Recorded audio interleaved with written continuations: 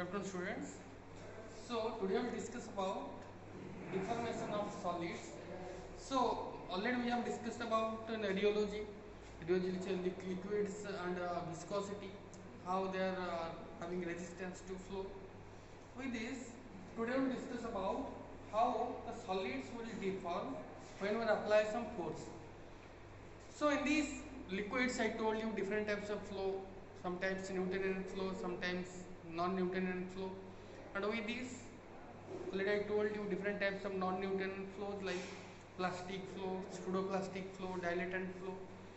So with this, today we will discuss about how the deformation will occur in case of solids.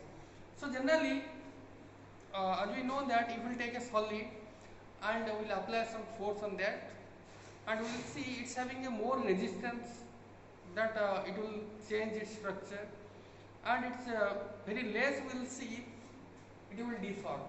But there are some different types of solids which will show deformation, and generally this deformation is possible in case of size and shape of the solids also. And with this, generally this deformation will occur due to intermolecular forces. If intermolecular forces is more, then when you will apply some external force on that, then it will resist that particular external force. And if it is sufficient strong, then it may fracture that particular solids, or we will see the permanently deformation of that particular solid. So that's why this type of phenomena we will see in case of solids. So let us discuss about what are the different types of deformation there. The first one is elastic deformation.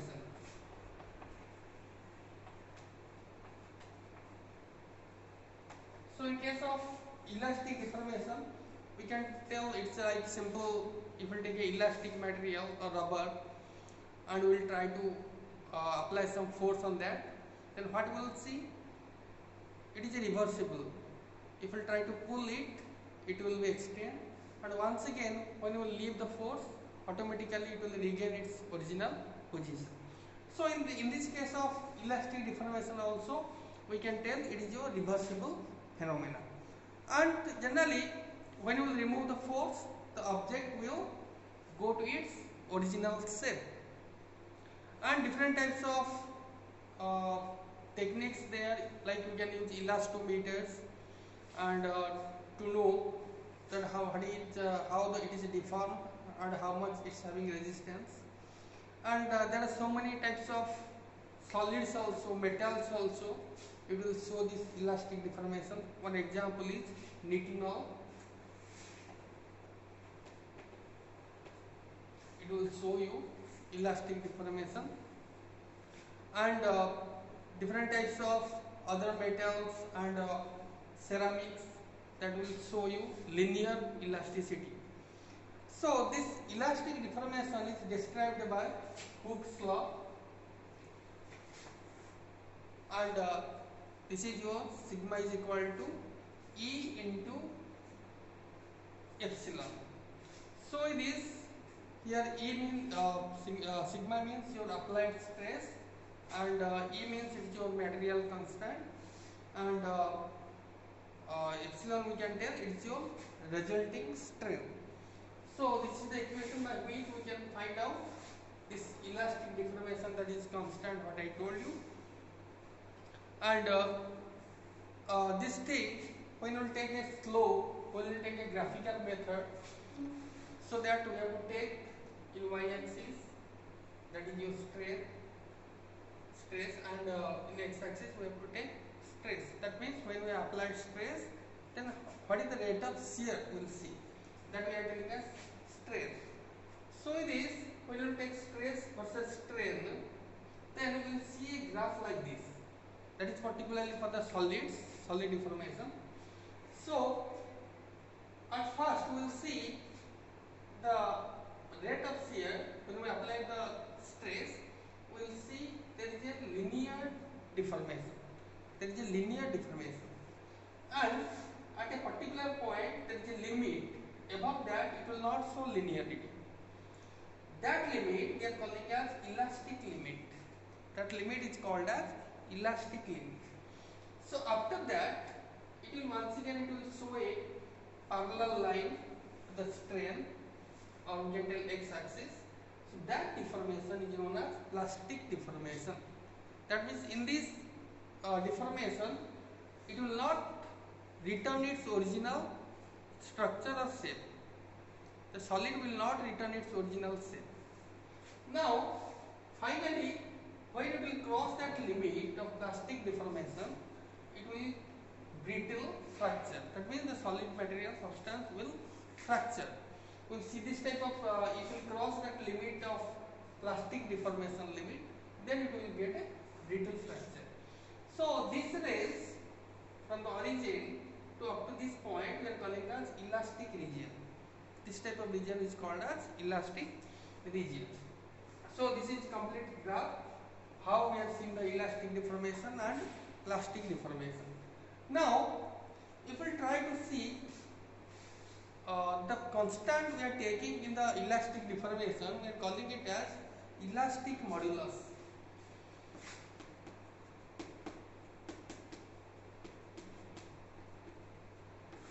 We are calling it as elastic modulus. So this elastic modulus generally it is a constant, proportionality constant we can tell. So when stress is directly proportional to strain, then the proportionality constant will come as elastic modulus. If I write like this, stress is proportionality directly proportional to strain. When we remove that proportionality constant, we get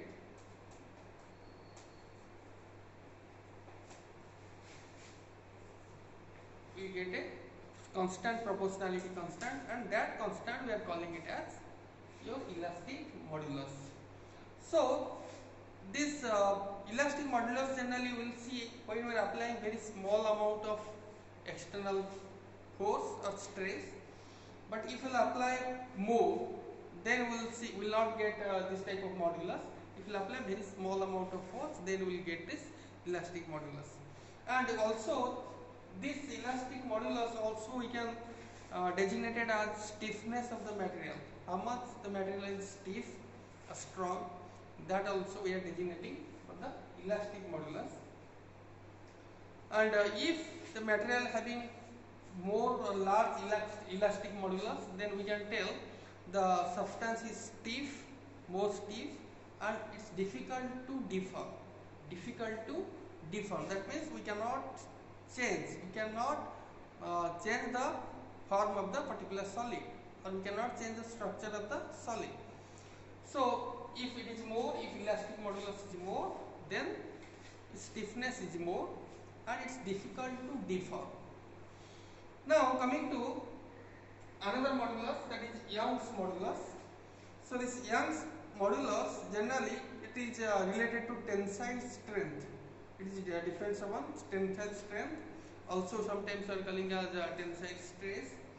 So it is the ratio of external force to a particular cross sectional area. That means we are applying force to a particular area, cross sectional area, and that ratio we are calling as it's your tensile stress. And this external force we can write as F, and for a particular area, cross sectional area, we can write A. F by A we are calling as tensile strength. And with this, the unit of that particular stress we can write your pascals, because it's similar to your force. So now the tensile strength, another point, tensile strength, it is the ratio of change in length to the original length. That means it's a ratio of change in length to original length, because there is a, suppose you will take a rubber, so there is a particular length of that particular rubber, so that is your original length. When you try to put some force on that, it will extend, the length will increase. So that change in length ratio we are calling as tensile strength. So two things, we are not taking normal stress or strain. Normal stress or strain if you take, it will be elastic modulus. But if we take tensile stress and tensile strain, then that ratio, proportionality constant will get as Young's modulus. So can write written here, F by A is equal to delta with change in length divided by LO, that means original length. So the proportionality constant we get here Y. So that proportionality constant is known as your Young's modulus. Now another deformation also there, like your plastic deformation. So plastic deformation is irreversible, that means it will not reverse. That means it will not get the original structure once again. It will not get original shape once again. Once we have crossed that limit of elastic deformation, we will get plastic. That means the shape, whatever we got by applying the force, will remain constant same. So the plastic deformation, it first had to cross elastic deformation, then we will get plastic deformation. So that's why different types of materials which will show this type of plastic deformation. And if you take a thermoplastic material which will having more resistance, or we can tell different types of ductile metals like copper, silver, gold. So if you apply this type of force on that, it will show us a plastic deformation. That means, so that's why you can see different types of metals like copper, gold. We are making different types of ornaments, different types of vessels, because it will show us a plastic deformation. So this plastic deformation and other things like shear modulus, Haeckel equation, we will discuss in the next class.